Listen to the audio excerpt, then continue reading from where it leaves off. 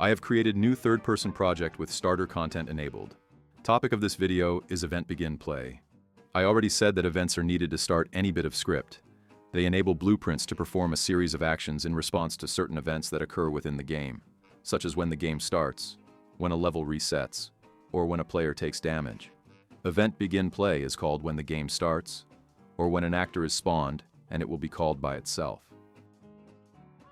If I open Level Blueprint and search for Event Begin Play, if I don't have it, it will be created for me, and if I have it, my view will automatically focus on it.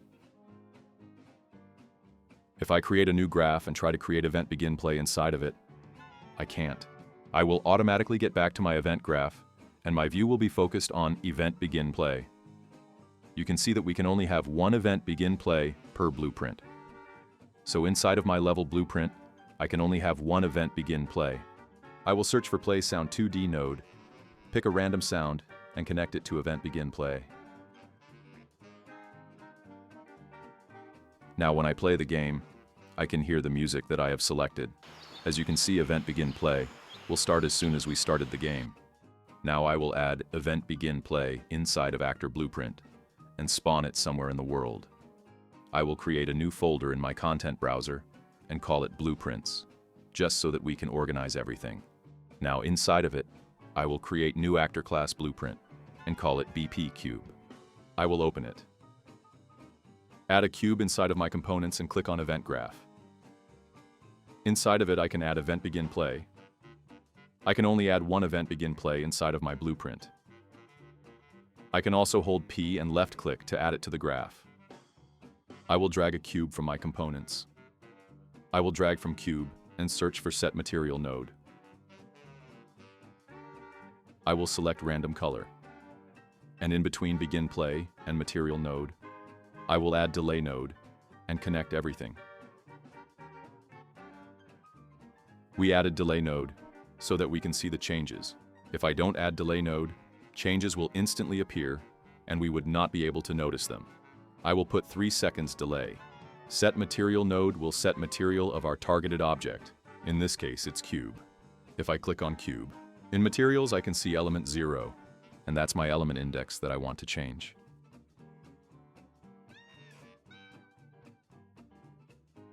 Now inside of my level editor, I will add target point so that I can use it as a reference for location where I want to spawn my cube.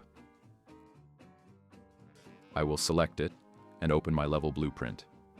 Inside, I will get a reference for my target point, and I will search for spawn actor from class node. With this node, I can spawn blueprint class, and I will use it to spawn blueprint I just created.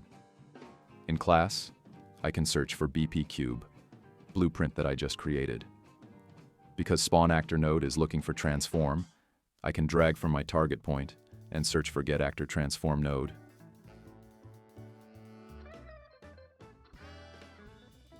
If you split your transform, you can see that transform consists of location, rotation, and scale value.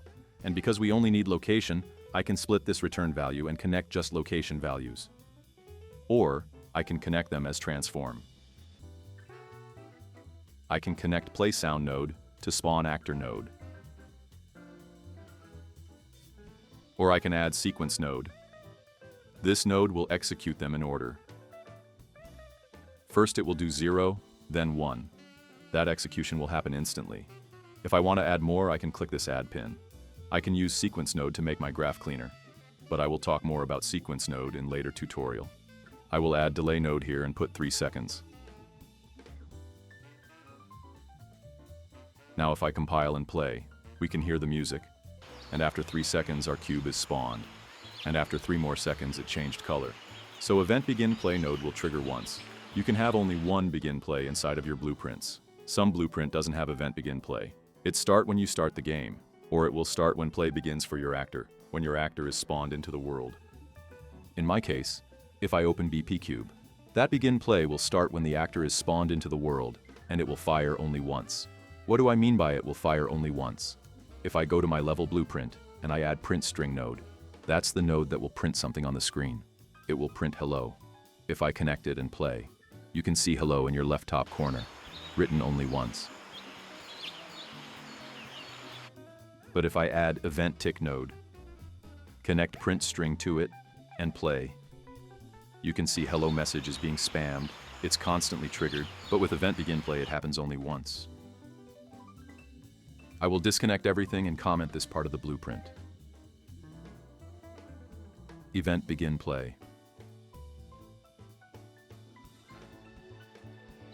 So if we look inside of level blueprint, event begin play will start when the game starts.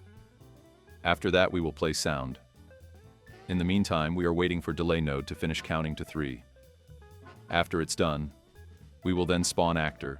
Inside of class field, we specified what actor we would like to spawn. And for spawn location, we use target point. So you can see event begin play that is inside of level blueprint. Started as soon as I started the game. Now if you look inside of actor blueprint I created, you can see I also use event begin play here. Event begin play will also start when the game starts, but that actor needs to be present in the level for event begin play to trigger. If actor is not present in the level, event begin play will not trigger. I spawned this actor in the level with spawn actor from class node, which I set up in my level blueprint. So if the actor gets spawned in the level, or if it's already present in the level, event begin play will trigger. After that, it will come to delay node, and it will wait 3 seconds.